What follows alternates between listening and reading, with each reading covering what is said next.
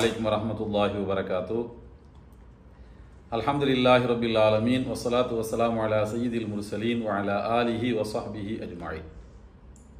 கண்ணியத்திற்குரிய பெரியோர்களே, அருமை சகோதரர்களே, அன்பு தாய்மார்களே, இது நல்லோர்களின் நந்தவனம். இன்று நாம் பார்க்க போவது இந்தியாவின் தளபதி முஹம்மது பின் காசிம் ரஹ்மஹுல்லா அவர்களை பற்றி. இவர்கள் பிறந்தது ஹிஜ்ரி 72வது ஆண்டில், மரணமடைந்தது ஹிஜ்ரி 95வது ஆண்டில்.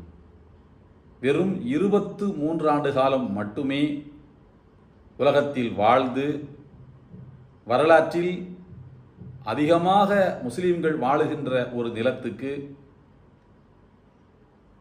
இந்தியாவுக்கு இஸ்லாத்தை கொண்டு வந்தவர் என்கின்ற பெயரோடு வரலாற்றில் நிலைத்திருப்பவர் முஹம்மது பின் காசிம். இவர்களுக்கு சொந்த ஊர் தாயிஃப். ஆமாம், நபிகள் நாயகம் ஸல்லல்லாஹு அலைஹி வஸல்லம் அவர்கள் இஸ்லாத்தை எடுத்துரைக்க சென்றபோது எந்த ஊர் அவர்களை விரட்டி அடித்ததோ அந்த ஊர் தான், அதே தாயிஃப் தான். அங்கே சகீஃப் என்ற ஒரு குடும்பம் உண்டு. தாயிஃப் நகரத்தில் புகழ்மிக்க குடும்பம். எப்படி மக்காவிலே குரைஷ் என்கிற குடும்பம் பாரம்பரியமிக்க குடும்பமோ அதை போல அந்த புகழ்மிக்க குடும்பத்தை சார்ந்தவர் தான் சகீஃப். இவர் உமையாக்களின் ஆட்சி காலத்தில் பிறந்தவர்.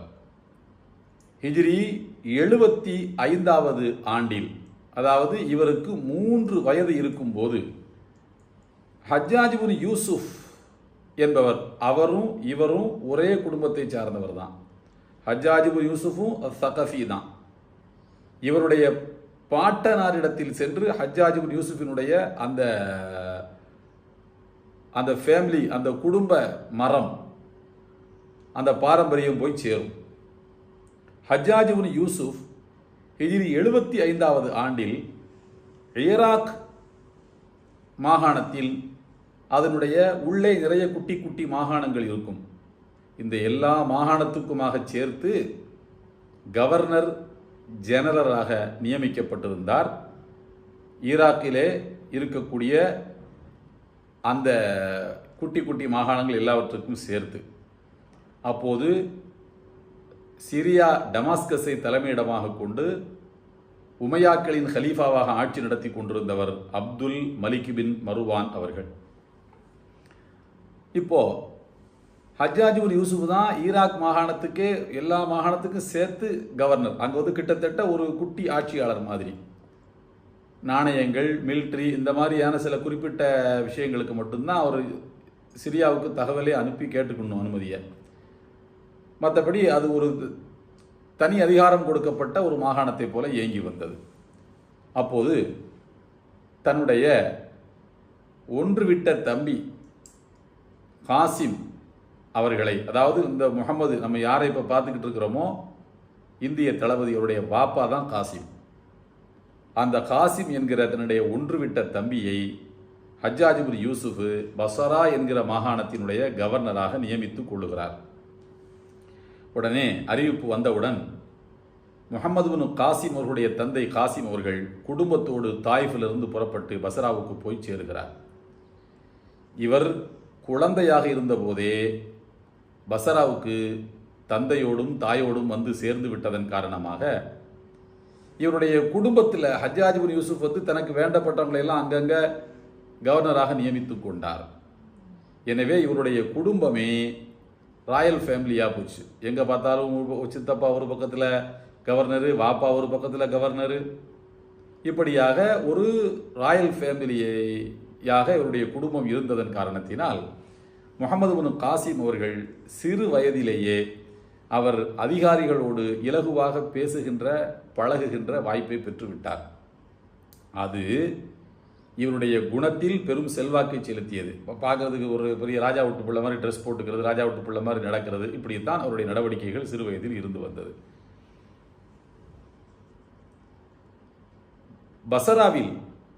பஸ்ராவுக்கு அருகில் வாசித் என்கின்ற ஊரை உருவாக்கியவர் ஹஜ்ஜாஜ் பின் யூசுப் தான். பின்னர் அந்த ஊரே ஹஜ்ஜாஜ் இப்னு யூசுஃபினுடைய இராணுவ கேந்திரமாக ஆகிவிட்டது. தன்னுடைய 17வது வயது நிறைவு பெறுவதற்கு முன்னரே முகமது இப்னு காசிம் அவர்களுடைய சுற்றுச்சூழல் ஒரு 3 வயசுல இருந்தே அவர்கள் அதிகாரிகளோட பழகியிருந்ததன் காரணமாக 17 வயசுக்குள்ளாக தனியாக ஒரு படையை நடத்தி செல்லக்கூடிய அளவுக்கு இராணுவ கலைகளை கற்றறிந்தவராக முகமது இப்னு காசிம் அவர்கள் ஆகிவிட்டார்கள். ஹிஜ்ரி 90வது ஆண்டு. 90வது ஆண்டில் சிந்து பகுதியில், இப்போது எதை நாம் இந்தியா என்று சொல்கிறோமோ ஒருங்கிணைந்த இந்தியா, கராச்சி இப்படி எதெல்லாம் இப்போது பக்கத்து நாடுகளில் இருக்கிறதோ அந்த பகுதிகளெல்லாம் சேர்ந்து எல்லாம் இந்தியாங்கிறது ஒரே நாடாகத்தான் இருந்து வந்தது. அந்த ஒருங்கிணைந்த இந்தியாவில், அதாவது சிந்து பகுதியில் கடல் கொள்ளையர்கள் அரபு நாட்டிலே இருந்து புறப்பட்டு இலங்கைக்கு செல்லக்கூடிய 18 கப்பல்களில் ஏராளமான சரக்குகளோடும் முஸ்லிம் தாய்மார்களோடும் சென்று கொண்டிருந்த அந்த 18 கப்பல்களையும் கடல் கொள்ளையர்கள் வழிமறித்து கொள்ளையடித்து விட்டார்கள். அதில் இருந்த பெண்களெல்லாம் யார் என்று கேட்டால், ஒரு காலகட்டத்தில் அரபு நாட்டிலிருந்து புறப்பட்டு இலங்கைக்கு வியாபார நிமித்தமாக சென்றவர்கள் அங்கேயே இறந்து போனார்கள். அவர்களுடைய பொம்பளை பிள்ளைங்க தான் அந்த கப்பலில் வந்துக்கிட்டு இருக்குது. பாப்பாவுடைய வாழ்ந்த இடங்களெல்லாம் போய் பார்த்துட்டு வருவோமே என்று அவர்கள் வந்திருக்கின்றார்கள். அப்போது சிந்து பகுதியைச் சார்ந்த தாஹிர் என்கின்ற அந்த மன்னனுடைய நாலேஜ், அவருக்கு தெரிஞ்சு தான் இந்த கடல் கொள்ளையர்கள் கொள்ளையடித்தார்கள் என்ற ஒரு தகவல் வரலாற்றில் இருக்கிறது. ஆனால் பின்னாளில் தாஹிர் அதை மறுக்கிறார். இப்போது இந்த கப்பல்கள் எல்லாம் கொள்ளையடிக்கப்பட்டு விட்டன, பெண்கள் எல்லாம் சிறைப்பிடிக்கப்படுகின்றார்கள். அப்போது அதில் இருந்த ஒரு தாய், யா ஹஜ்ஜாஜ் யா ஹஜ்ஜாஜ் என்று கவர்னர் ஜெனரல் இருக்கிறார் பாருங்க பஸ்ராவில், அந்த ஹஜ்ஜாஜ் இப்னு யூசுஃபை கூப்பிடுகிறது. ஏன் அவரை கூப்பிடுதுன்னா, அவர் தான் துணிச்சலான முடிவுகளை எடுப்பதில் கைதேர்ந்தவர். ஆகையினால் ஹஜ்ஜாஜ் இப்னு யூசுஃபை கூப்பிடுது. இந்த தகவல் பின்னால் அவருக்கு சொல்லப்படுகிறது. ஒரு அம்மா உங்கள் பேரைத்தாங்க சொல்லிச்சு எதிரிகள் சுற்றி வளைத்து தாக்குகின்ற போது அப்படின்னு சொன்ன உடனே, பின்னால் தகவல் இவருக்கு கிடைச்ச உடனே பயங்கரமாக கோவப்பட்டார்.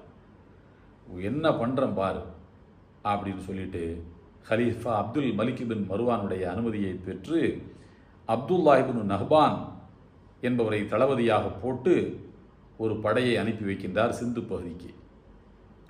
மன்னர் தாஹிருடைய படையோடு அப்துல்லாஹ் இப்னு நஹ்பானுடைய படைகள் மோதுகின்றன. அப்துல்லாஹ் இப்னு நஹ்பான் தோற்று போகிறார், ஷஹீதாகிவிட்டார். பிறகு அடுத்த படை, அந்த அடுத்த படைக்கு தலைமையேற்றவர் புதைர் இப்னு லஹ்ஃபா என்பவர். அவர் தாஹிர் மன்னனுடைய படையோடு மோதுகிறார், அவரும் ஷஹீதாகின்றார். இது ஹஜ்ஜாஜ் இப்னு யூசுஃபுக்கு பெரும் கோபத்தை ஏற்படுத்துகின்றது. என்னடா அடுத்தடுத்து நாம் நம்பி அனுப்பின 2 தளபதிகளும் இப்படி தோற்று போயிட்டாங்களே என்கிற வருத்தத்தில் அவர் உடனே சிறு வயதில் இருந்தே இராணுவத்தோடும் அரசாங்கத்தினுடைய அதிகாரிகளோடும் பெரும் தொடர்பிலே இருந்த தன்னுடைய தம்பி மகனாக இருக்கக்கூடிய, ஒன்று விட்ட தம்பியினுடைய மகனாக இருக்கக்கூடிய இந்த முகமது பின் காசிமை தான் அனுப்ப வேண்டும் என்று நினைத்தார். ஆனால் அடுத்தடுத்து 2 படைகள் தோற்று போனதை வைத்து கலீஃபா அப்துல் மலிக் பின் மருவானிடத்திலே போய் இவர் அனுமதி கேட்கிறார். இன்னொரு படையை மட்டும் நான் அனுப்பிக்கிறேன், எனக்கு அனுமதி கொடுங்க, செலவுக்கு பணம் கொடுங்க என்று. அப்துல் மலிக் பின் சொன்னார், உன்னை நம்பி இனிமேலெல்லாம் இதில் காசு போட முடியாது.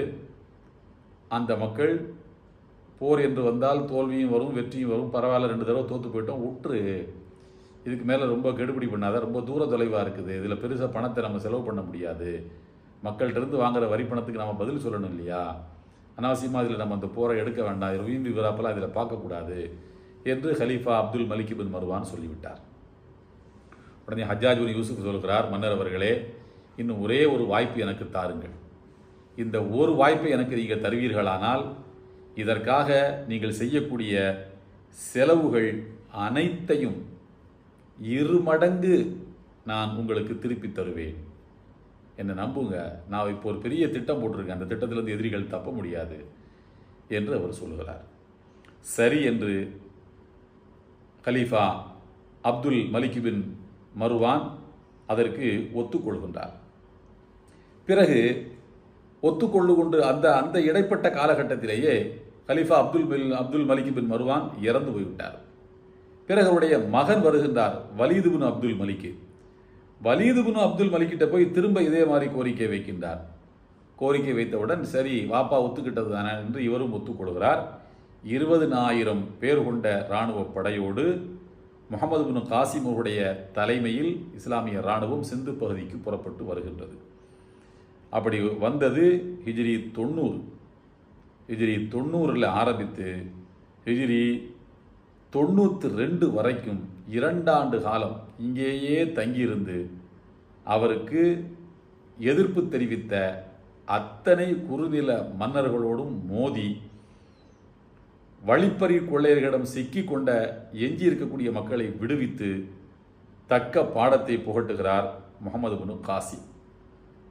இப்போது கராச்சி என்றும் அப்போது தைபல் என்றும் அறியப்பட்ட அந்த பகுதியை சார்ந்த மன்னர் தாஹிரு, அதற்கு பிறகு தௌஹர் என்ற ஒரு மன்னர், இப்படி எல்லாத்தையும் வீழ்த்துகிறார். இந்த காலகட்டத்தில் ஹஜ்ஜாஜ் பின் யூசுஃபும் இறந்து போய்விட்டார். 94 இவருடைய காலகட்டங்கள், இந்த கடைசி காலகட்டங்களில் ஹஜ்ஜாஜ் பின் யூசுஃப் அவர் தான் ரொம்ப வலிமை மிக்க கவர்னர் ஜெனரலாக இருந்தவர். அவரும் இறந்து போய்விட்டார். இறந்து போன உடனே அதன் பிறகு வலீதுக்கு பிறகு ஆட்சிக்கு வருகிறார். வலீது பின் அப்துல் மலிக்கு பிறகு ஆட்சிக்கு வந்தவர் சுலைமான் பின் அப்துல் மலிக், வலீதுடைய சின்ன பாப்பா. அவர் ஆட்சிக்கு வருகின்றார். சுலைமான் பின் அப்துல் மலிக் ஆட்சிக்கு வந்தவுடன் வலீதினுடைய சகோதரர் ஆட்சிக்கு வருகின்றார். இவருக்கும் சகீஃப் குடும்பத்தை சார்ந்தவர்களுக்கும் இடையில எப்போதுமே ஒரு சின்ன சின்ன மோதல் இருந்துக்கிட்டே இருக்கும். அதாவது ஹஜ்ஜாஜ் பின் யூசுஃப், முகமது பின் காசிம், இந்த குடும்பம் சகீஃப் குடும்பம் இருக்குல்ல, தாயிஃபை அடிப்படையாக கொண்ட அந்த குடும்பம், பூர்வீகமாக கொண்ட குடும்பம். அவர் சுலைமான் ஆட்சிக்கு வந்த உடனே சகீஃப் கிளையை சார்ந்தவர்கள் யார் யாரெல்லாம் நம்முடைய அதிகாரத்துக்கு உட்பட்ட பகுதியில் எங்கெல்லாம் பொறுப்பில் இருக்காங்களோ எல்லாத்தையும் டிஸ்மிஸ் பண்ணுன்னு சொன்னார். குறிப்பாக ஹஜ்ஜாஜ் பின் யூசுஃபினால் பசராவை சுற்றி உள்ள பகுதிகளில் யார் யாரெல்லாம் கவர்னராக நியமிக்கப்பட்டார்களோ அவர்கள் அத்தனை பேரையும் உடனே பதவி நீக்கம் செய்ய வேண்டும் என்று உத்தரவிட்டார். வலீதுக்கு பிறகு ஆட்சிக்கு வந்த அவருடைய சகோதரர் சுலைமான் அவர்கள். அந்த அடிப்படையில் பதவி நீக்கம் செய்யப்பட்டவர்களின் பட்டியலில் முகமது பின் காசிம் அவர்களும் வந்துவிட்டார்கள். அதாவது சிந்து பகுதியை பெரும்பகுதியை கைப்பற்றி வைத்திருந்த முகமது பின் காசிம் அவர்களும் பதவி நீக்கம் செய்யப்பட்டவருடைய பட்டியலில் வந்துவிட்டார்கள். அங்கே உள்ள தளபதிகள் எல்லாம் சொன்னார்களாம், நீங்களெல்லாம் பதவியை விட்டு விலக வேண்டாம், நீங்கள் பேசாமல் இருங்க, நம்ம இங்கே தனி ராஜ்யத்தை டிக்ளேர் பண்ணிவிட்டு, இது கடல் கடந்த தேசம், தனி ராஜ்யத்தை டிக்ளேர் பண்ணி இங்கே நம்ம தனியாக ஆட்சி நடத்திக்கிடுவோம் என்று. அதற்கு முகமது பின் காசிம் அவர்கள் சொன்னார்கள், ஒரு காலமும் இந்த துரோகத்துக்கு நான் உடன்பட மாட்டேன் என்று சொல்லி அவர் பதவியிலிருந்து விலகி திரும்ப பசராவுக்கு போகின்றார். இவர் வளர்ந்ததெல்லாம் அங்கே தானே, பிறந்தது தான் தாயிப்பு, வளர்ந்தது வாழ்க்கையினுடைய பெரும்பகுதியை செலவு பண்ணது பசராவில் தான். இந்த காலகட்டத்தில் இந்தியாவினுடைய மன்னராக இருந்து முகமது பின் காசிம் அவர்களால் தோற்கடிக்கப்பட்ட தாஹிர் மன்னருடைய மகள் சீதா என்பவள் முகமது பின் காசிம் மேலே ஒரு புகார் சொல்லுகிறாள். என்ன புகார் என்றால், இப்போ சகீஃப் குடும்பத்தினருக்கும், அதாவது முகமது பின் காசிமும் ஹஜ்ஜாஜ் பின் யூசுஃபும், இந்த குடும்பத்துக்கும் இப்போது ஹிலாஃபத்து பொறுப்பில் அமர்ந்திருக்கக்கூடிய சுலைமான் பின் அப்துல் மலிக்குக்கும் இடையில ஏதோ ஒரு மோதல் இருக்கு. இந்த மோதலை பயன்படுத்தி இந்த பிராந்தியத்தில் காலூன்றிய முகமது பின் காசிமை நாம் பழிவாங்கிவிட வேண்டும் என்று சீதா நினைக்கின்றாள். சீதா நினைத்து உடனடியாக சுலைமான் பின் அப்துல் மலிக்கு தகவல் அனுப்புகின்றாள். முகமது பின் காசிம் என்னிடத்தில் தவறாக நடந்து கொள்ள முயற்சித்தார், என்னை ஒழுங்கீனமாக நடத்துவதற்கு அவர் முயற்சித்தார் என்று ஒரு புகாரை தெரிவிக்கின்றார். சுலைமான் பின் அப்துல் மலிக்கு ஏற்கனவே இந்த சகீப் குடும்பத்து மேலே ஏதாவது வராதா என்று நினைத்து கொண்டிருந்தவர் முகமது பின் காசிமை சிறையில் அடைக்கும்படி பசராவினுடைய கவர்னராக அப்போது இருந்த சாலிஹ் பின் அப்துல் ரஹ்மான் அவர்களுக்கு உத்தரவிடுகின்றார். சாலிஹ் பின் அப்துல் ரஹ்மான் உடனே முகமது பின் காசிம் அவர்களை சிறையில் அடைக்கின்றார். எந்த சிறை என்றால், வரலாற்றில் இதுதான் பெரிய வினோதம், ஹஜ்ஜாஜ் பின் யூசுஃப் அவர்கள் அந்த கவர்னர் தனக்கு எதிராக பேசிய குடிமக்களை எந்த சிறையில் அடைத்து கொடுமைப்படுத்தினாரோ, எந்த கொடூரமான சிறையில் அடைத்தாரோ, அதே சிறையில் ஹஜ்ஜாஜ் பின் யூசுஃபினுடைய குடும்பத்தை சார்ந்த முகமது பின் காசிம் அவர்களும் பின்னாளில் வந்த சாலிஹ் பின் அப்துல் ரஹ்மான் என்கிற கவர்னரால் அடைக்கப்படுகிறார். அங்கே நடந்த சித்திரவதையில் முகமது பின் காசிம் படிப்படியாக உடல் வலிமையை இழந்தார், ஆரோக்கியம் குன்றி போனார். அதுவே அவருடைய மரணத்துக்கு காரணமாக அமைந்து விட்டது. இப்படி கடல் கடந்த தேசத்திற்கு இஸ்லாத்தை கொண்டு வந்து சேர்த்த இந்திய தளபதியான முகமது பின் காசிம் அவர்கள் தன்னுடைய 23வது வயதிலேயே இந்த உலகத்தை விட்டும் மறைய வேண்டிய ஒரு சூழ்நிலை ஏற்பட்டு விட்டது.